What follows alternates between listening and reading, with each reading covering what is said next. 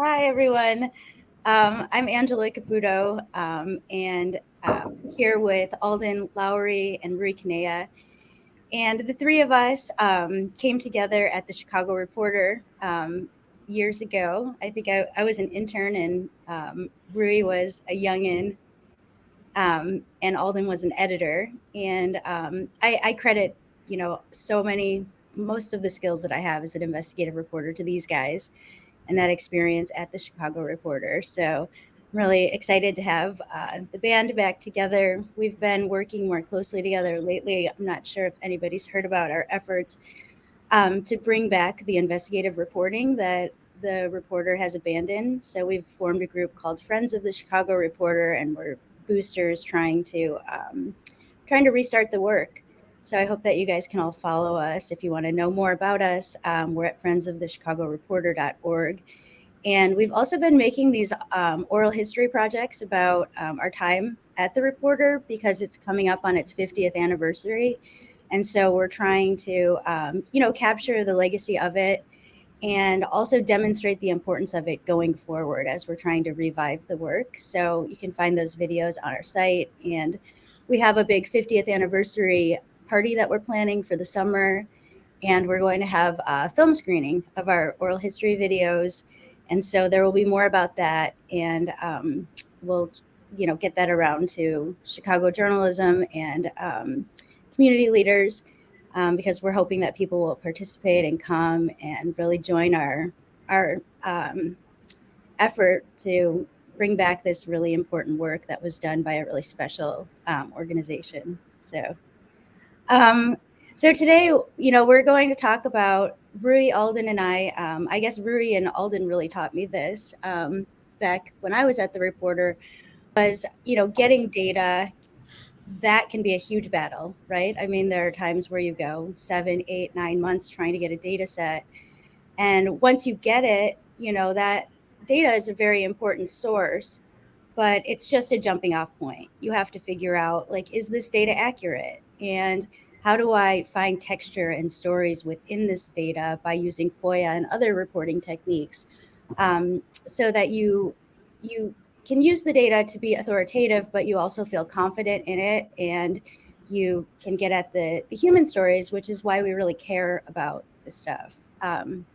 So I'm going to start with, I'm going to share my screen here. And Alden and Rui, they've both gone on to be editors now. They, for many years, were reporters. And so they're behind the scenes helping people like us, or me, to find the story, test it out, ask the really important questions that maybe the reporter's missing when you're caught up in all of the excitement of finally getting the data, and helping to really shape these projects into something from like a concept to something that is consumable and really captures attention and has impact. So we're gonna talk about a few pieces. We'll start that Alden and Rui have worked on, and ask them some questions about that so we can see how their brains work and get some insight on how they lead these projects. And then we'll open it up for questions at the end. And I believe we can put questions in the chat. Is that right, Marissa? So if anybody has questions along the way, let's kind of keep this going as a dialogue. Feel free to put them in. We don't have to wait until the end if you have a question that's relevant to what we're talking about in the moment. So I'm going to share my screen now. Give me one sec.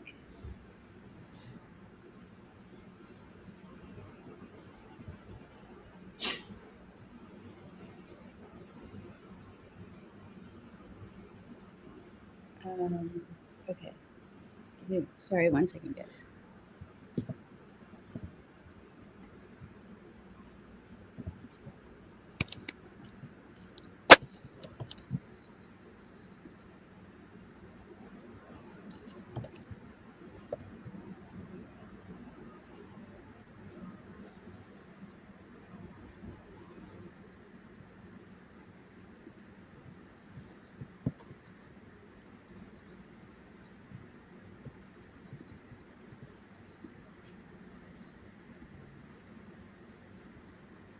Okay, so can you all see this?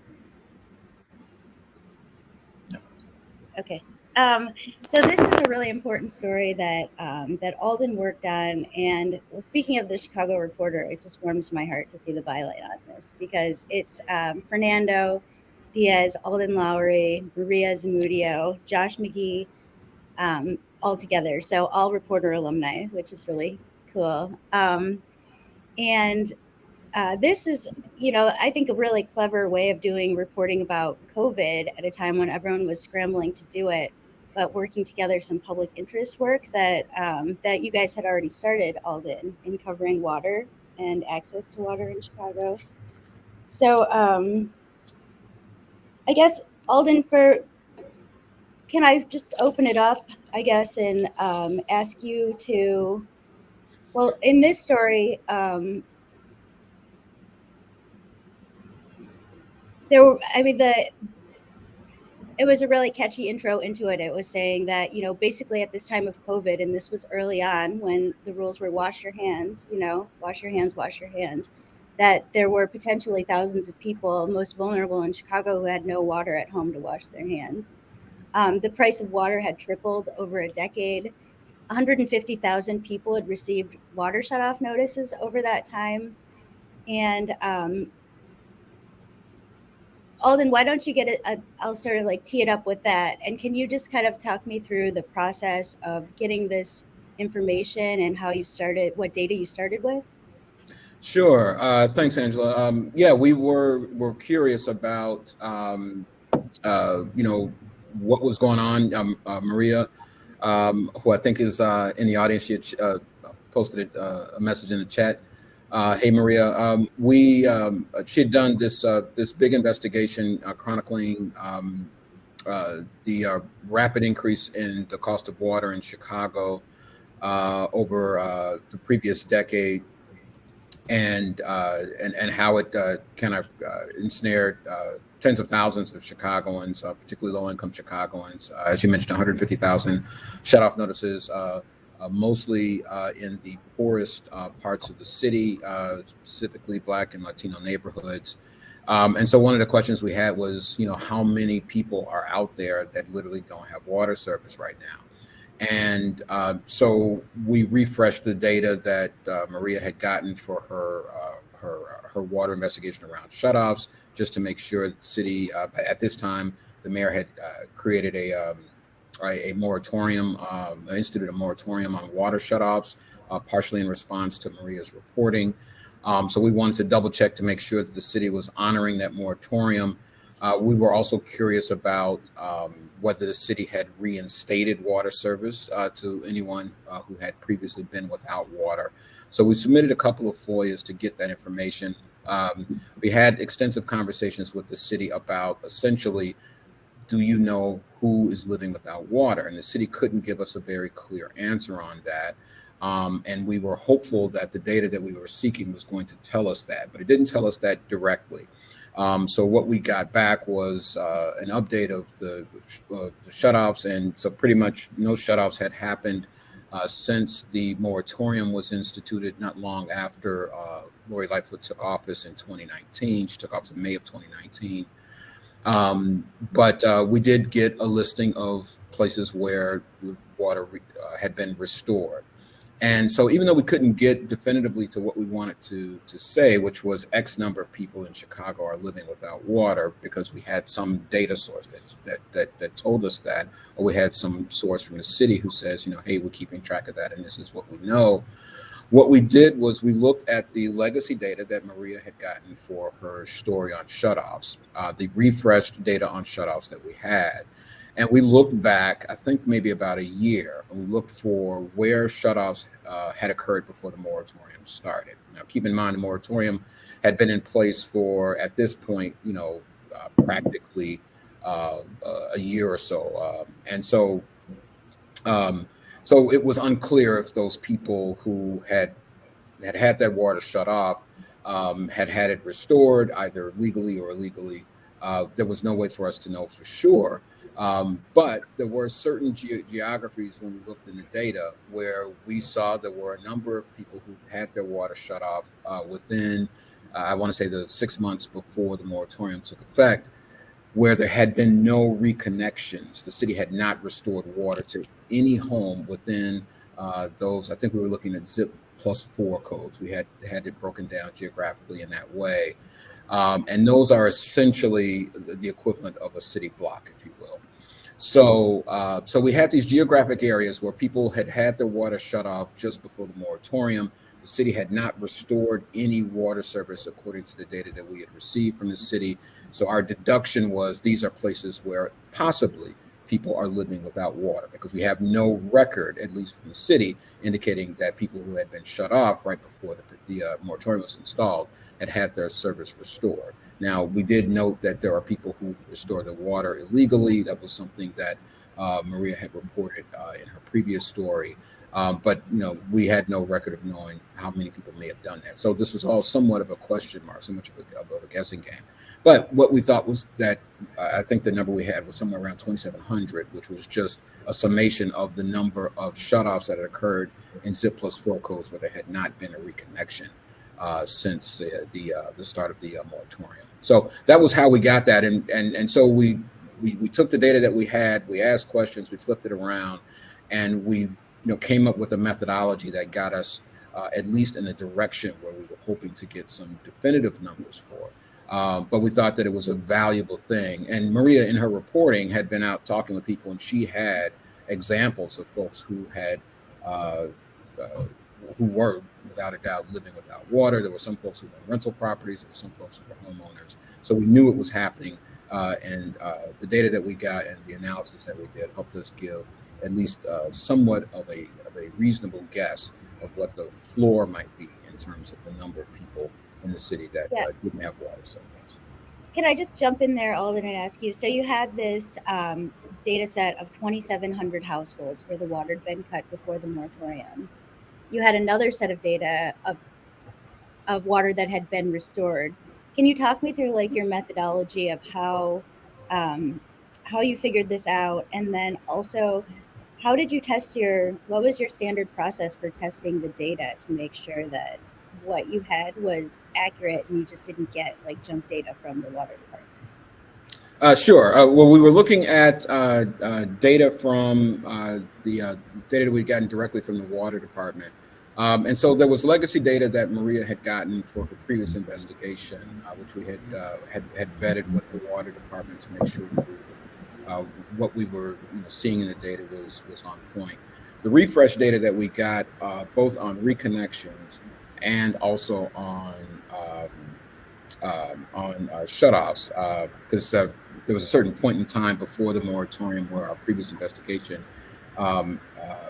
covered shutoffs, but there was a gap. There was a few months gap between when we had reported that story and when the moratorium took effect. So we had to get an up-to-date accounting of shutoffs in the city. So we went back and there was some overlap in the FOIA. So we went back to make sure that the data that we got the second time around was matching for the time period that was an overlap that matched the data that we had previously gotten from the water department. Went back to the water department to verify that the geographic layers that we were looking at were at the ZIP +4 code level. We lined that data up with a mapping tool that we had, or a map that we had of ZIP +4 zip codes, to make sure that the numeric representation of those zip codes were lining up with an actual zip code that was within the city boundaries. The ZIP +4 code map came from a different department of the city than the water department data, the numeric data that we were getting. And then, like I said, Maria had been pounding the pavement and talking with people. And so she had a handful, and when I say a handful, maybe about 5 or 6 examples of people who had been living without water, who were within the areas that our data was reflecting as places where we knew that there had been no reconnection. So we felt pretty good that we had that our data was reflective of what we were seeing and what we were hearing. And Maria had also been in contact with a number of nonprofit groups that were helping to get people connected to water. And so our general analysis in terms of the parts of the city where there were people without water fit, generally speaking, with the anecdotal information we were hearing from those nonprofits, but they were very clear in verifying that, yes, there are a number of people who are having to figure out how to bathe, how to get clean, how to cook with water because there's nothing coming out of their tap. And these organizations were providing that water in many instances, or they were helping folks figure out how to get connected to others. So they're bringing like bottled water to people who have no water. Yes, they were delivering it in some instances. In other instances, they were setting up. They had their standard locations. Sometimes they would set up a tent in a vacant lot in the neighborhood, and they would hand out water that way. One organization had a ton of stuff at their headquarters, and they were inviting people to come down to pick up water. So it was something that was happening, and what our analysis was hoping to do was to give people some idea of what the scale was. So Maria's added a couple things in the chat. Maria Zamudio, who is the reporter who led this project, and a whole series. If you are not familiar with Maria's work on water over the last couple of years, it's really phenomenal. So she says a couple key points to remember. Well, the water shutoffs stopped. So the city's moratorium was in May of 2019, but the city didn't help anyone to reinstate service. So what you guys were trying to do was figure out how many people needed their water reconnected. So this was from the 2,700. And you guys, and so this is the methodology that Alden talked about. And an update. The reporting forced the city to create a water shutoff committee dedicating to reinstating water service. And one last thing, this is really cool. It's engagement, audience engagement work was done. They shared the water shutoff data with some nonprofits who then did a postcard campaign and flooded these zip codes in these neighborhoods where most people had their water disconnected to let them know how to get it restored. So that's really cool. Yeah, one point I guess I forgot to mention that's key here also, which is that the data that we were getting from the city was essentially aggregate data of shutoffs and reconnections per zip +4 code. So these small geographic areas, we were not able to get, and we sought it, but we were not able to get like essentially a household by household record of where shutoffs had occurred. The city would not, for privacy reasons, the city would not share that information. So, our methodology in trying to get to that 2,700 number was, like I said, focusing on geographic areas, the aggregate numbers where we had shutoffs that occurred within a certain period before the moratorium started, but we did not have reconnections. So we know there's an accounting of people losing their water, but not having their water restored by the city. And that was where we arrived at that. Does anybody have any questions from the audience now? If so, drop them in the chat because we're going to move on to the next topic. Or you can save them for the end. Okay, nothing in the chat. So we'll move on to Rui. Rui did this really phenomenal reporting about with the Center for Public Integrity. Rui's currently, I'm sorry, I should have introduced Rui and Alden at the beginning. Aside from being an affiliate of the Chicago Reporter, Rui is a senior editor at ProPublica. He's working on the local reporting local reporting initiative. So if anyone is interested in that in the future, you've been introduced to the editor on that project. And Rui's really great about connecting with journalists. He actually, before I became a journalist, I reached out to Rui and said, "Can I shadow you?" This was like more than 15 years ago. And so Rui really introduced me to journalism. It was a story that Rui wrote for the Chicago Reporter that inspired me to give it a whirl. So very friendly and accessible. But Rui left the Center for ProPublica to go to, he left the Center for Public Integrity to go to ProPublica recently. So we're going to talk about some phenomenal reporting he did there. And this was part of a series, and it was a collaborative project between multiple newsrooms. And it was looking at this copy, paste, repeat legislation. So they found this model legislation, and it was in state houses across the country, that seemed like it was driven by a special interest. So Rui, can you, I guess, start just by breaking down what is this model legislation, and what was your methodology for finding this pattern of the same bills being introduced around the country? Sure, thanks, Angela. Yeah, the model legislation, as we call it, is something that, if you have done any amount of state house reporting, you might have come across a piece of bills like that. It's basically a special interest groups taking that lobbying to the next level, as opposed to just making contributions or trying to have meetings with the legislator to, get something that you would like to get passed. You basically write a piece of bill and basically hand it off to the legislator who are friendly to you and say, hey, this is something we're interested in. Could you just introduce on behalf of us? That's sort of the stereotypical situation this whole thing happens. There are, it's not quite as clean as that, but basic idea is that. And, there are many examples of this all over the country.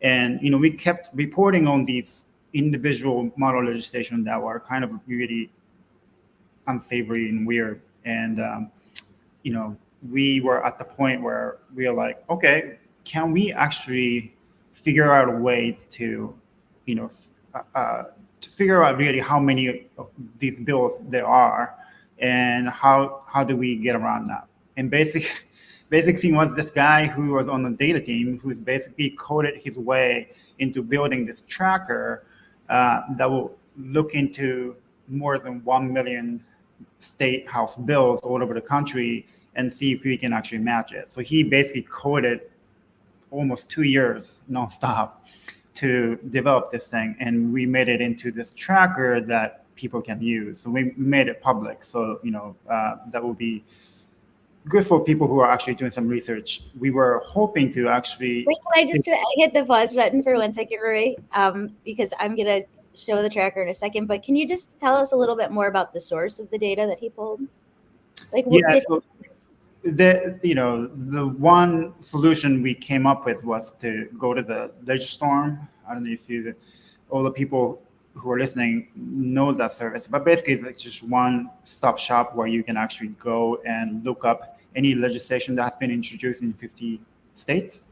And so they have this whole database behind that website and everything in PDF form. So we basically asked them to give us that data. I think we ended up paying them for that service with some, quite a bit of discount, I think it was.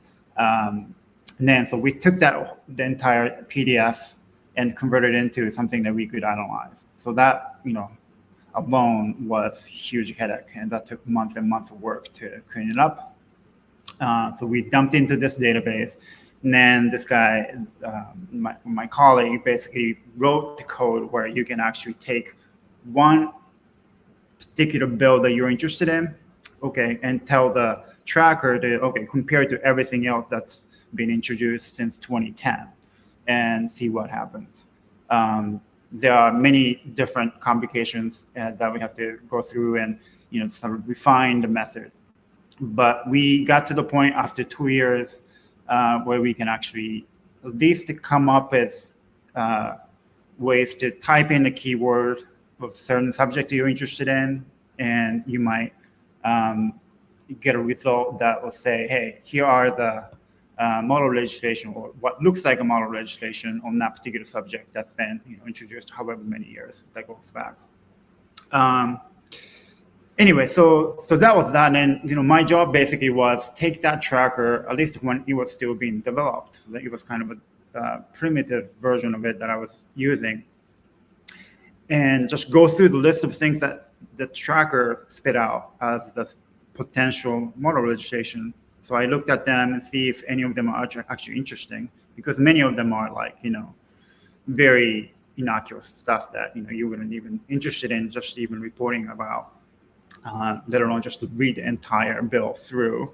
So and find a good example that we can actually use as a sort of the stereotypical model of what model registration does and some of the damage that it could actually do to the public, right? So my story, Angela pulled up here on the monitor.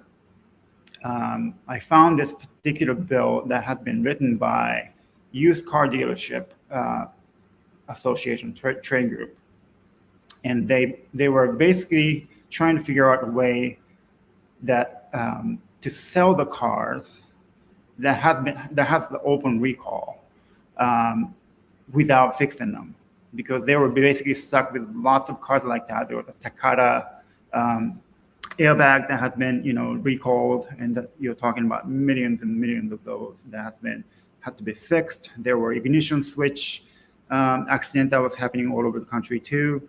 Basically they didn't want to fix it because it takes forever. It takes a lot of money, and they just wanted to sell and just and hope for the consumer to actually fix that themselves. But if they kept selling that, they were in trouble, because if somebody actually gets in a car accident and they get sued for selling you this damaged car. So they wrote this bill so that it looks like a piece of good registration, where like we are going to disclose if there is any open recall, and have the person sign it before they actually drive off your lot. The consumer advocates were basically railing against this thing because it basically didn't quite say that you can sell the car with open recall, but basically that's what it was. Like, if you get sued, you can go to the court and say, hey, we did everything that this particular statute said we should do when we are selling these things. So, what do we do wrong? So that was strong defense that they could actually use in a courtroom. So that's what they're looking for. So they basically wrote up this model bill and just spread it around in different states.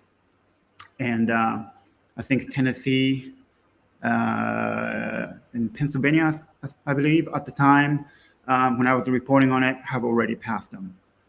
So, and they're going all over the country trying to do the same thing. So that's a good example of what could come out of this kind of reporting. Yeah.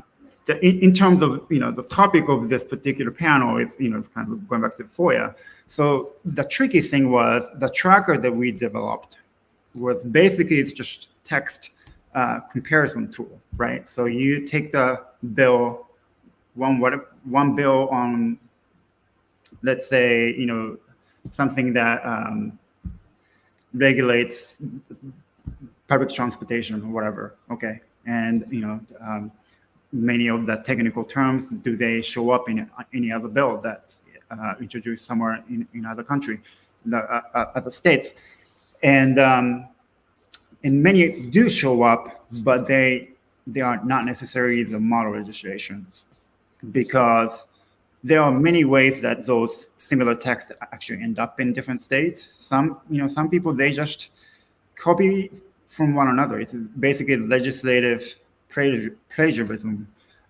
They basically, look what other states have done in a subject that you're interested in as a legislator, and basically just copy what they have introduced, the year ago, and just try to do that in your state. So that could happen. It could also be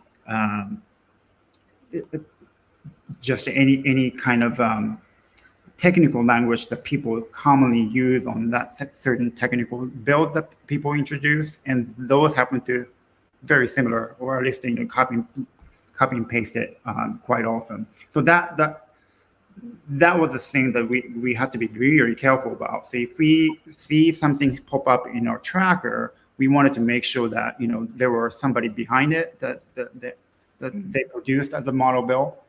So in my case, on this particular story, on recalled cars, I basically had to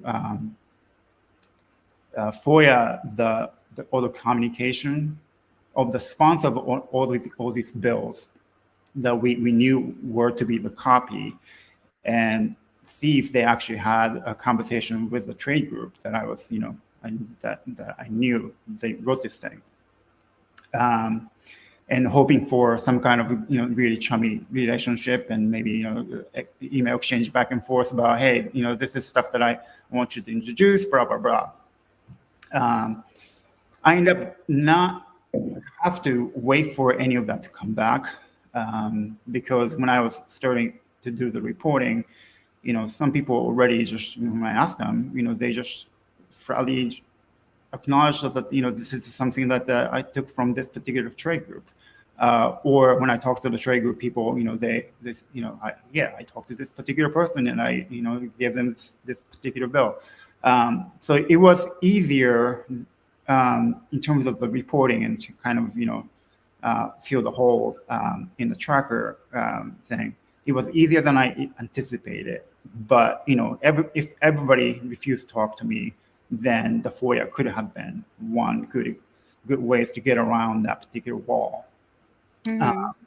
So, it's good example of basically one particular phenomenon that you see using the data, in this case, the tracker, and what you might see are not necessarily what you think they are, right? So in this particular case, the copy legislation, well, are they really the model legislation, or it's just the innocuous copy and paste that the people have done, just over the course of whatever. It was very good introduction to how the state legislation are actually often get done. There's a lot of people involved. Even if you're a lawmaker, you might not even write the text. There are certain states, I'm not quite sure in Illinois, there's certain legislative office who basically gets certain ideas from the lawmaker, and they are the one who actually put together actual piece of bill. And they might, do some copy and pasting because they have done some research from whatever. So it's not particularly the sponsor of the bill that might have done the, copy and pasting, but it's somebody else who did it on their behalf. So it's very interesting stuff. Yeah, I think that just from my own personal experience, and that's such a good point, Rui, is that, like we get excited as journalists when we get the data because we've been after it for a while. And, but you really have to test it out, because things are not what you think. You cannot make assumptions. Like, for example, I worked on a series of stories about voting rights in Georgia and voter purges, which I also coincidentally worked with Jeff Hing, who has a reporter connection as well on that. But it was reported that in Georgia, there were 600,000 people purged from the voter list just for not voting. And that number was just wrong. It had been published in books. People were repeating it. And how I know it's wrong, we went and knocked on more than 100 doors of people from the voter purge list. We showed up at their house in Georgia and knocked on the door to find out, do you still live here? And there were people who were dead. There were people who moved, and so when we finished our reporting, the accurate number was closer to 100,000. So, so you really have to test out data. You have to be careful when you get it, and really know what's behind it. And, that's from door knocking. It's from FOIAing other data sources, and then adding context by what Alden was doing with adding census data, bringing it in, and sort of figure out what does this mean? What do I have? And you see a lot of journalists who just do straight data stories and don't put that level of investigation into it, which everyone should. And I think that's the point of this panel that I hope that you all will take away. Rui, I pulled up real quick this legislative tracker. I'm going to scroll down. Rui doesn't have the ability to share his screen. So Rui, if there's anything you want me to show. Yeah, you can just go down a bit and click on one of those, the top one maybe. Yeah, that's Okay. the disclaimer there, and then you can do the search. It might not work. Oh, it's down. It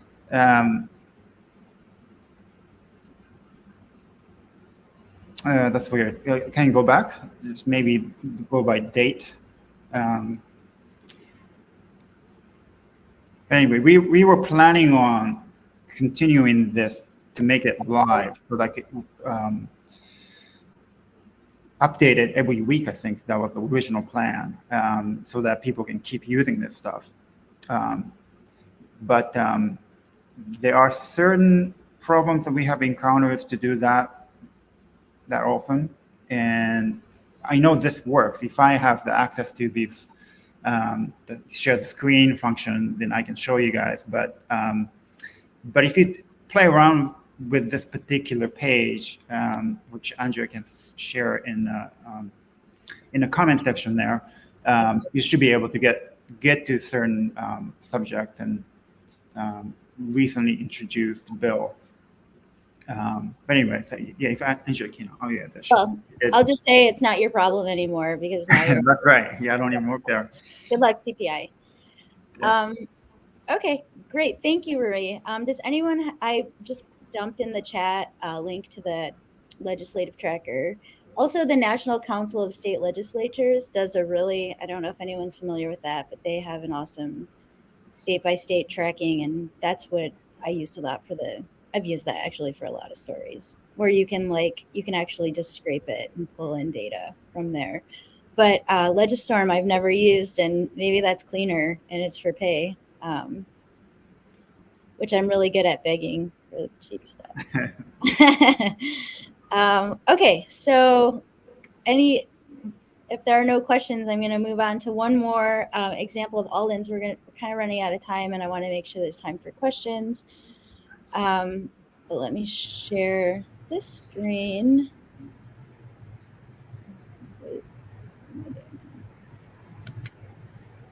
This story, another example of like really creative pandemic reporting, which I don't know if everybody else felt like this, but I felt like it was kind of hell, trying to figure out like reporting in this area where I didn't have a lot of expertise. But I think that you guys really like found ways to do deep reporting because you were choosing topics where you had some expertise on water. And then in this case, okay, we've got a question in the chat, Brian. I'll come back, or Bryn, I'll come back to it at the end. Just so, yeah, she said, sorry, I'm late. So in this case, you guys were really trying to figure out what you were not being told. And so this piece that Alden worked on with a team of reporters, well, the Pritzker administration was at this point denying information about deaths or COVID cases in nursing homes, citing the privacy of the nursing homes. And so you guys went in a backdoor way to try to figure this out by getting medical examiner data. And you were able to do an analysis where you lined up deaths with nursing homes and were able to quantify this early on, and probably helped to push for more transparency on this once you got this out. I mean, Alden's team, just on another note, like really led nationally first reporting about the racial disparities in COVID deaths. So I don't know, I can't say enough great things about Alden and his team. But Alden, can you kind of like get us into this? So you guys use some medical examiner data.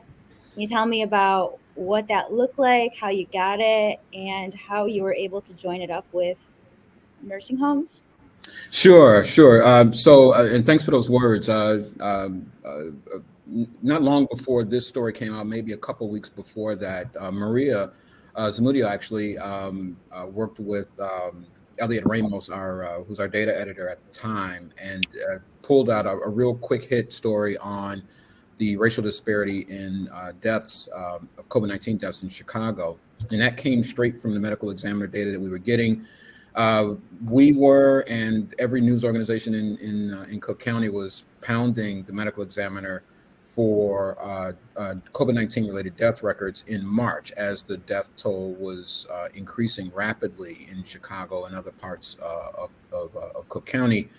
And the medical examiner was responding to those piecemeal, and then just decided, hey, look, we're going to put this data out. At one time, I think they were doing it every day. And then as the pandemic rolled along, they started releasing the data every week. And so we were getting daily updates of that. Elliot was getting that data in. He was processing it and then sharing it with everybody else in the newsroom. We have a little Google Doc kind of cache that we can all kind of plug into. And so he would update that data every day or every other day, and then we would take a look at it. And so Maria made a quick turn story about 70% of the COVID-19 deaths of Chicago residents being African-American.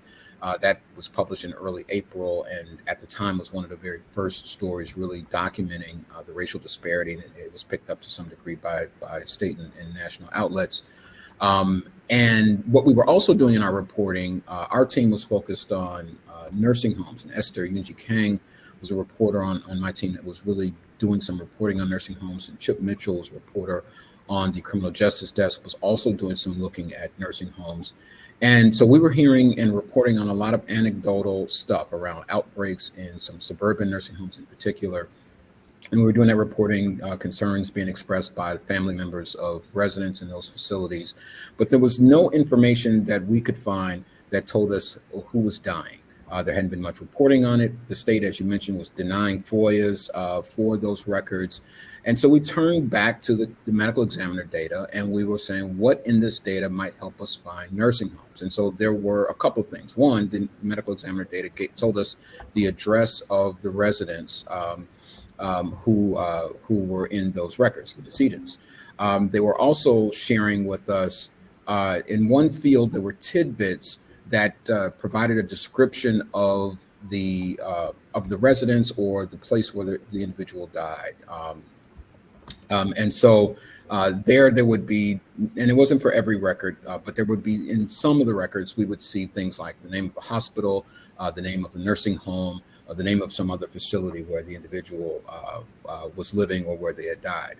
And so we were using that field to kind of double check our analysis of those addresses. But essentially what we did was we took the addresses from the medical examiner data and we linked it or joined it, if you will, with state databases of long-term care facilities. And there were, I think, a couple of different records of that the state provided. And Chip was on the end of kind of acquiring that information from the state. And so we were linking those things up. And when we had a ping, we would indicate them as the nursing homes. Sometimes the medical examiner data would confirm that, because in the record there it would say this is such and such nursing home. And sometimes, for maybe 8 or 10 deaths that were linked, maybe 3 or 4 of them would actually have in this additional field an identification of the nursing home. In other instances, we were finding it we were finding that information in the state database.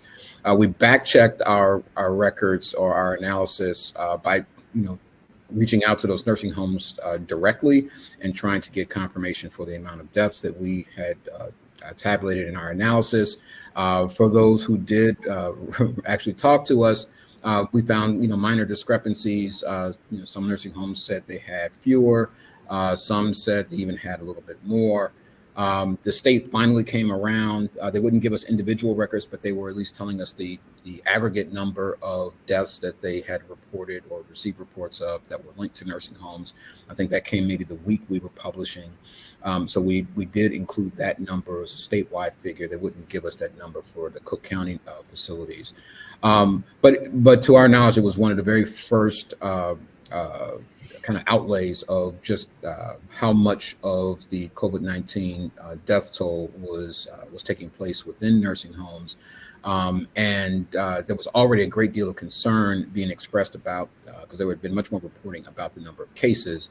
And so this kind of elevated that. And as you mentioned, the state, Governor Pritzker, and we've mentioned this in the story, in a nationally televised interview, mentioned that the state was going to start providing that nursing home by nursing home data. He didn't explicitly say what exactly, but that there'd be some information that the state would start sharing the weekend that we published the story.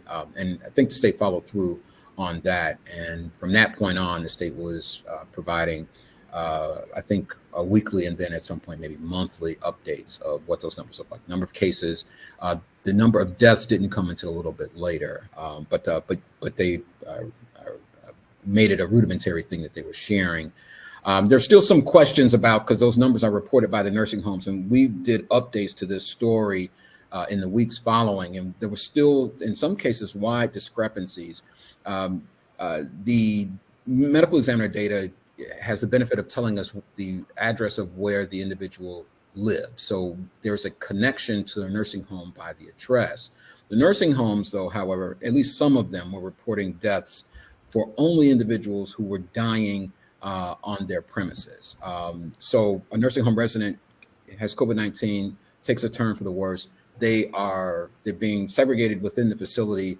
They rush them to a hospital when it looks dire, and the individual dies at the hospital. Some nursing homes were not counting those deaths as nursing home deaths, whereas the analysis of individuals who resided in nursing homes who show up in the ME death toll due to COVID-19 would be counted as a nursing home death. And so there was still utility for the analysis even after the state and the nursing home started reporting that information.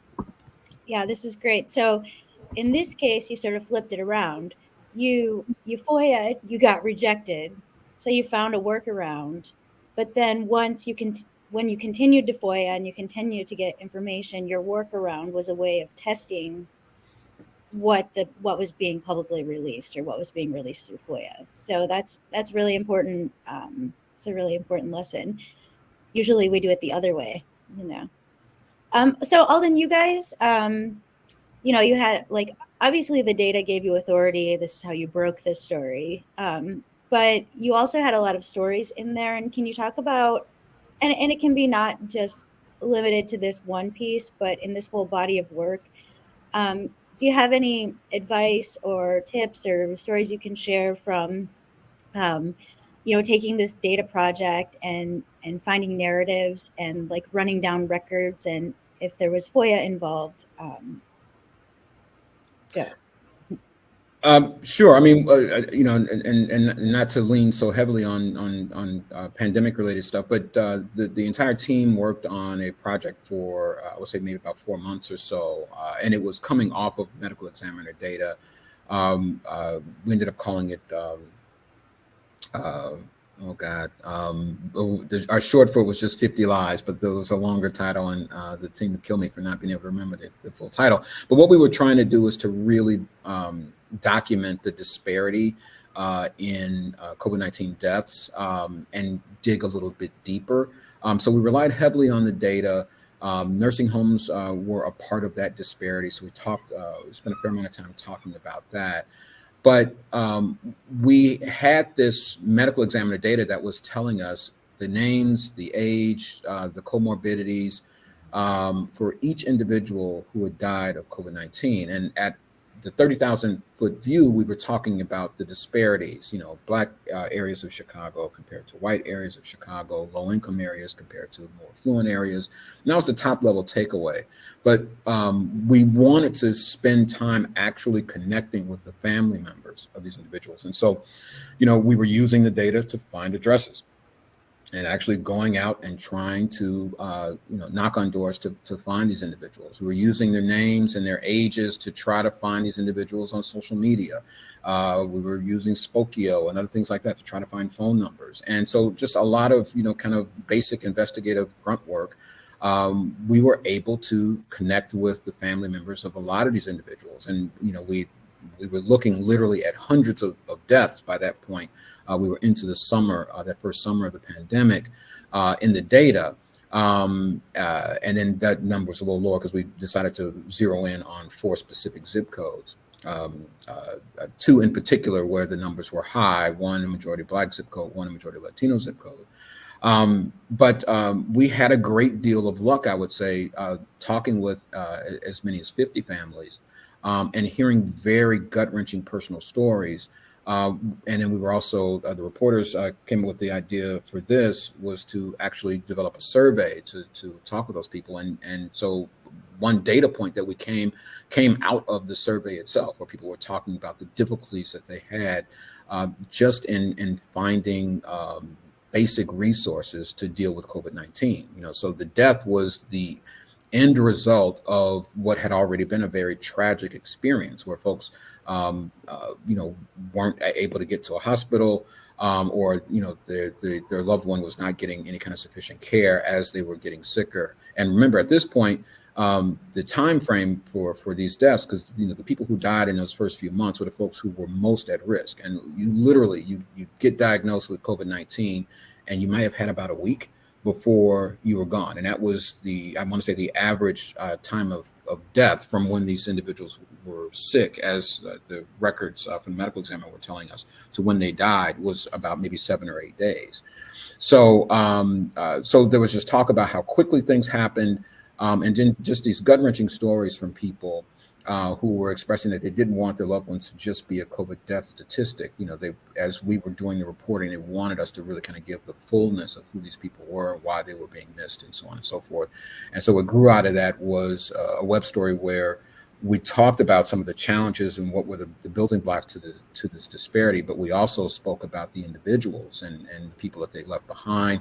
And we ended up doing 2 audio montages, they just break your heart to listen to them, 7.5 minutes each.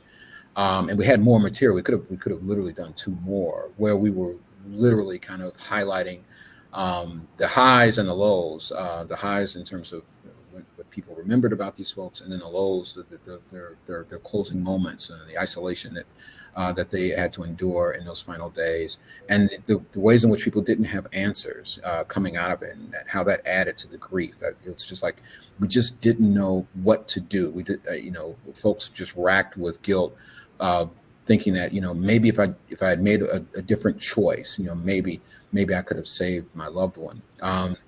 And then the takeaway also was just that just like folks knew in Chicago when there was the heat wave of '95.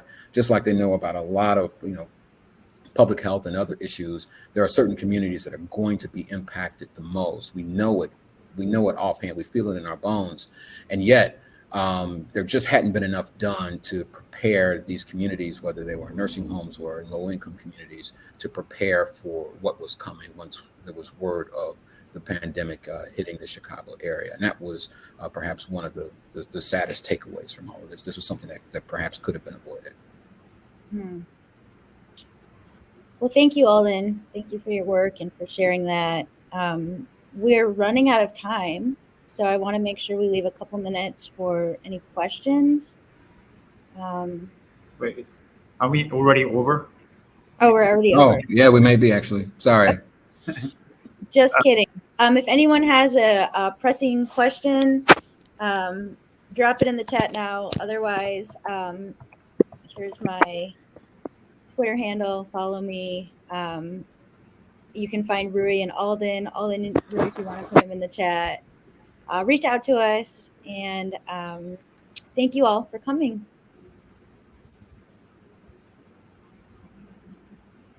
Thank you, Rui and Alden, for spending your morning with us. Yeah, thanks for having us. Yeah, no, it was great. It's good to hang out with you guys. Yeah, I always love a Chicago reporter reunion, and I just love how all of us are continuing to do work that could have been published at the Reporter. I think my whole career, there isn't much I've written that couldn't run in the Reporter, and that's because of you guys. You taught me these amazing skills and a special technique of investigative reporting that just a lot of people don't have or know. So I think that's what makes this work so powerful as we've moved on to other places. Okay, well, thanks, guys. Have a nice day. Thanks, Angela. You too. Hope Take everyone's care, Rui. FOIA Fest. Bye. Bye.